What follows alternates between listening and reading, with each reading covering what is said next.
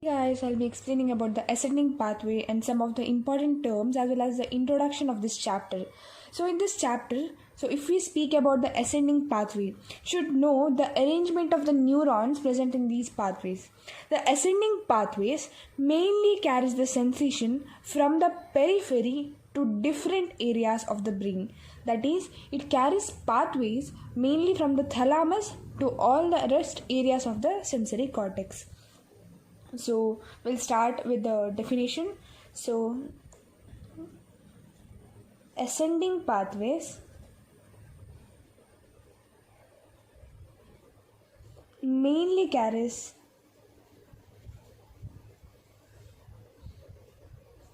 the sensations from the periphery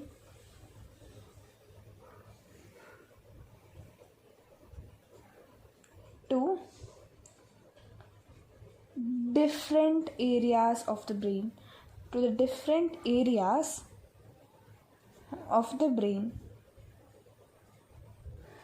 that is, it carries mainly from the thalamus to the sensory cortex, from thalamus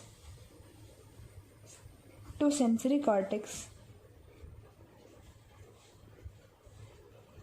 Okay, in the ascending pathways, or usually in any pathways, there are three sets of neurons arranged. That is, first order neuron, second order neuron, and finally the third order neuron. These neurons are arranged sequentially in the central nervous system. So they mainly consist of three order neurons. So what are those? They are first order neuron, second order neuron, and finally the third order neurons.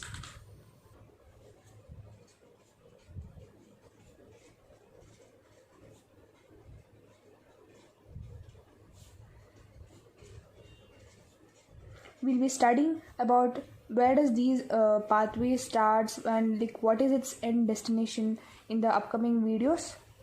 This is a very important chapter, ascending pathway.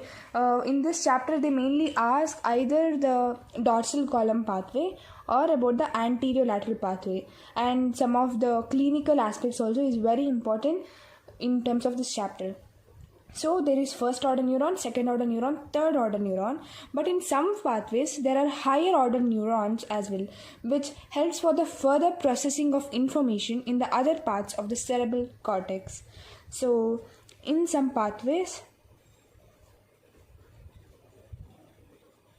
there are also fourth or other higher order neurons.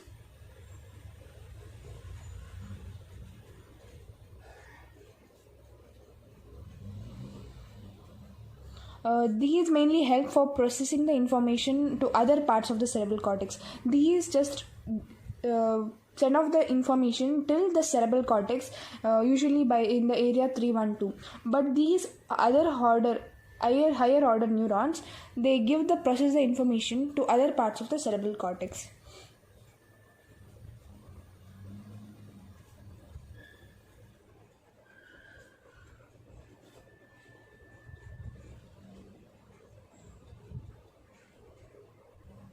So this was the introduction. Now we'll study what are these pathways. Pathways or the tracts. So what are these tracts? Tracts are the bundle of axons which are present within the CNS. They have common origin as well as common termination. So tracts are a bundle of fibers of axons which are present within the CNS, central nervous system. They have both common origin as well as the common termination. They are bundle of axons within CNS having common origin as well as common termination. Having common origin and common termination. This is the definition of the tracts. So we'll also understand the definition of the receptors. Basically, what does this receptor mean? So receptors are the biological transducers which converts one form of energy into another form. So these are biological transducers which converts one type of energy to another type of energy.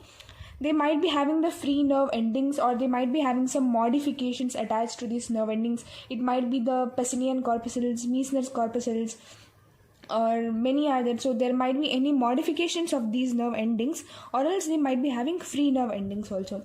So receptors are biological transducers that converts one form of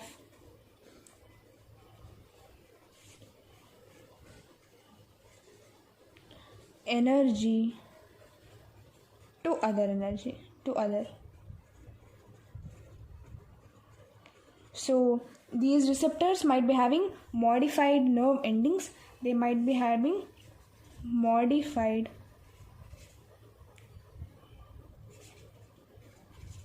or free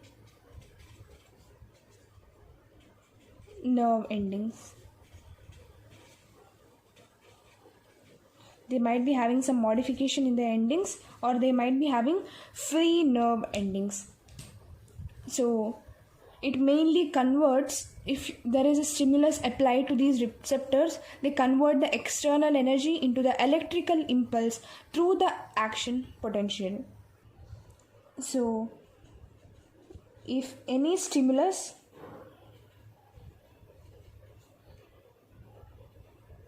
is applied, then what does it do? It converts the external energy into the electrical impulse. It converts external energy into electrical impulse.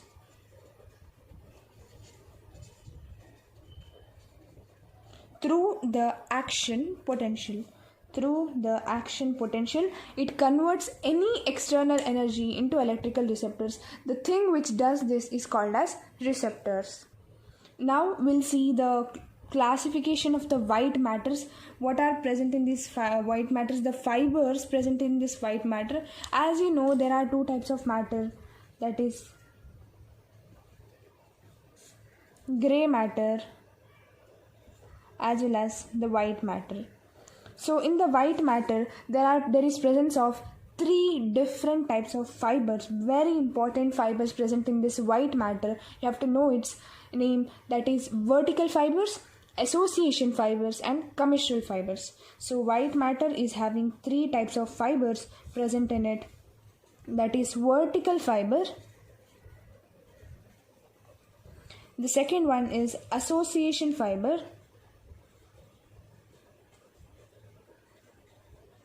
And the third one is the commissural fiber.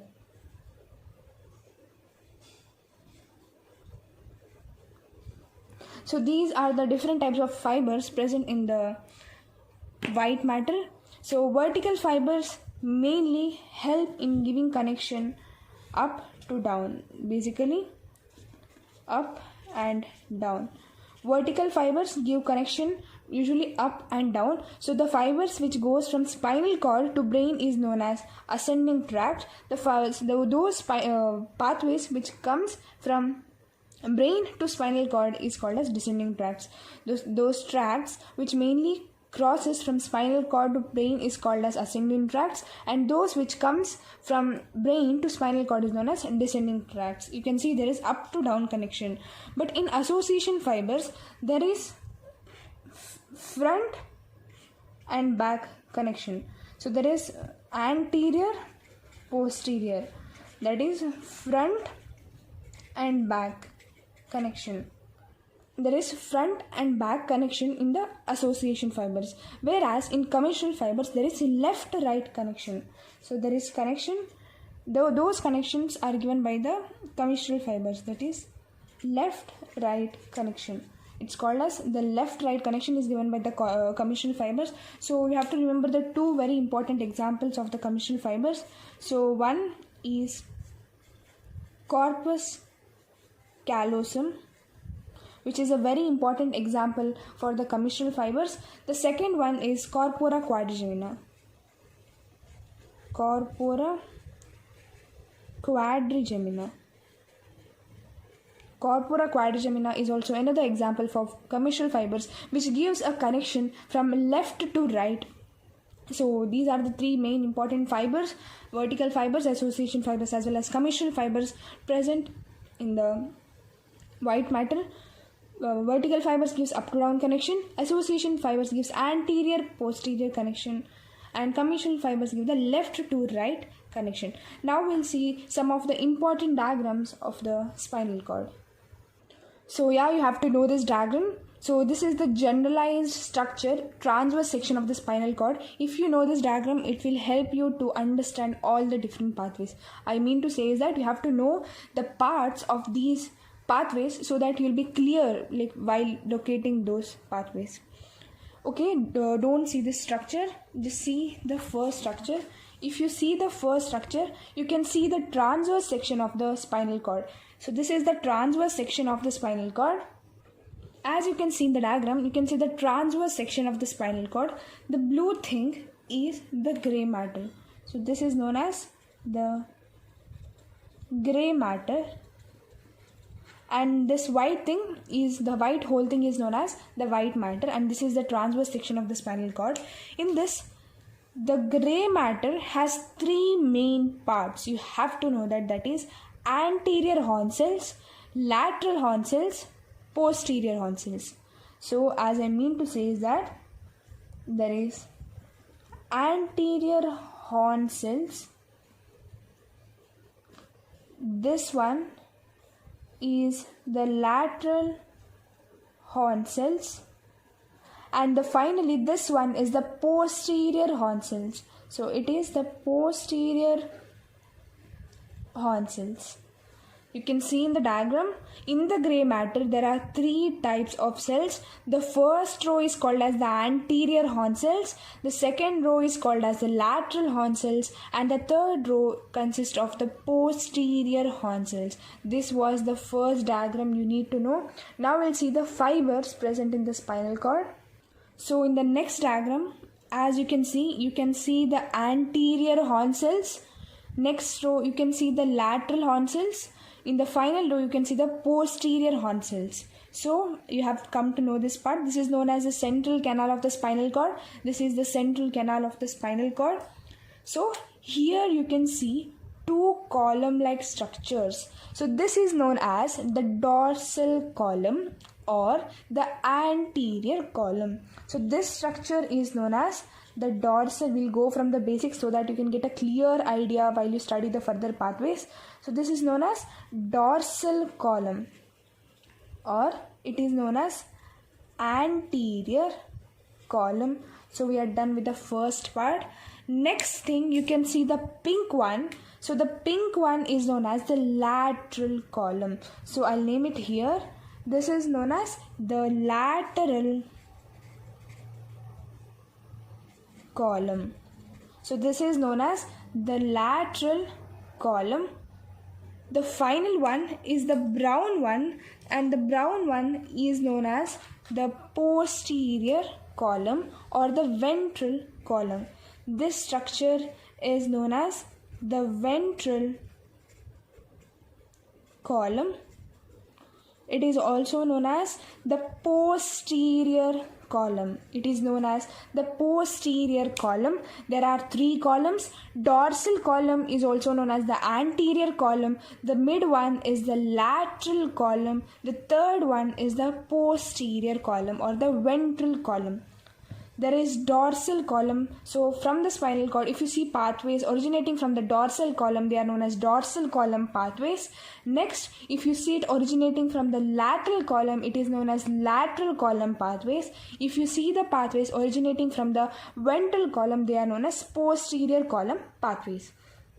There are some pathways which gives connection between the anterior and lateral. So if the fibers are arising from the both lateral as well as anterior, they are called as anterolateral pathways. They are called as anterolateral pathways.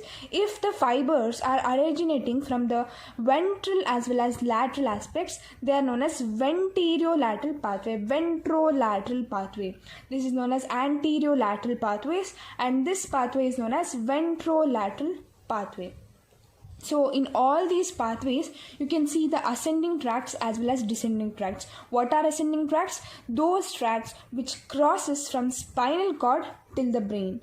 And descending tracts, those tracts which starts from the brain and finally reaches the spinal cord. So I hope you guys have understood this topic. So after this, we'll see the roots and the rami present in the structure.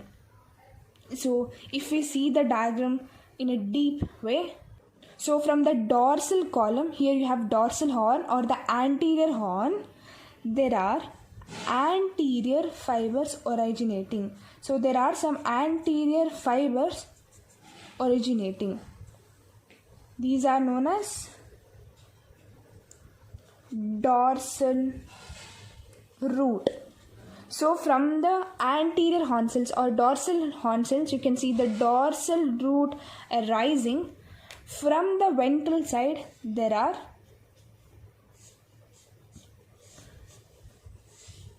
you can see the ventral roots are arising. So both of the dorsal root as well as ventral root will combine together to form a trunk. So both of the dorsal root and ventral root will combine together to form a trunk. In trunk, you can see both dorsal root as well as ventral root coming. After that, you can see it divides again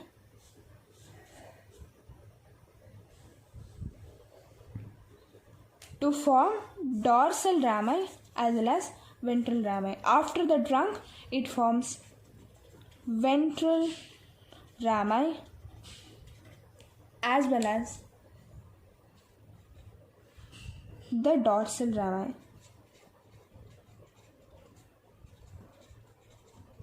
It forms the ventral rami as well as the dorsal rami. In the structure, you can see it. So there is probability of ventral rami roots you can find in the dorsal rami. There is chances of probability that you can find the dorsal rami in the ventral rami, but in dorsal root you cannot find ventral root. In ventral root you cannot find dorsal root. There might be mixture of fibers here. After the trunk, there might be mixing of fibers here, but there is no mixing of fibers in the root part. In rami it is possible. Then you have to know another thing. Dorsal rami mainly supplies to the posterior or back part of the body. Ventral rami mainly supplies to the front part of the body. It supplies front parts of body, and dorsal rami mainly supplies the back of body. So this was about the dorsal rami and ventral rami. We'll write some important points about this. I hope you have understood this structure. This is a very important structure. If you understand the basics in CVS and CNS, you will have a good hold in the later upcoming sessions. So now we'll see some important questions or some important points to be noted. So the dorsal columns are heavily myelinated while compared to the lateral and ventral column. You have to know these points. So dorsal column are heavily myelinated. So since they are heavily myelinated, their velocity is more and information is taken faster. Information is transported faster, and the third thing, it mainly carries off the fine touch.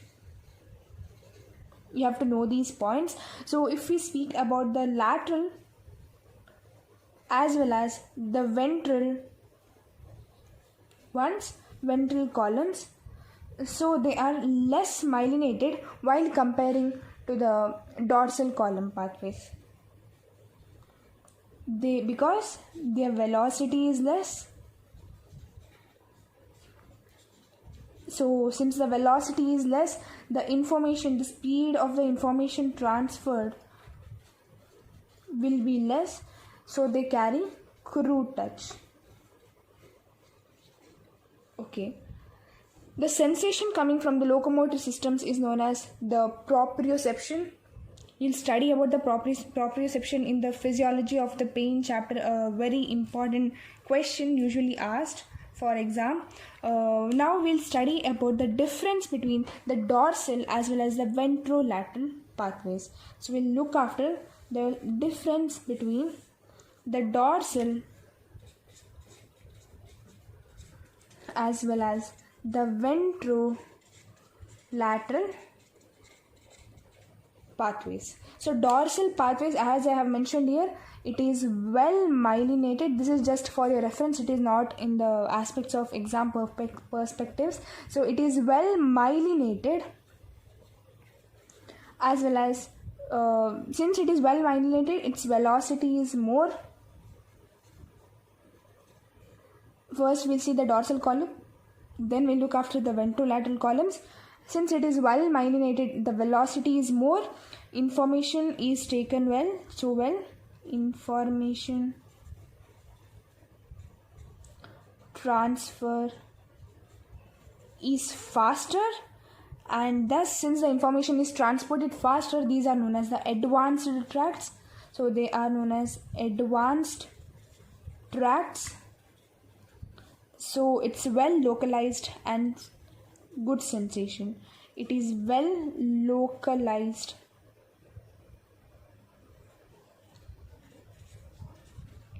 and sensation.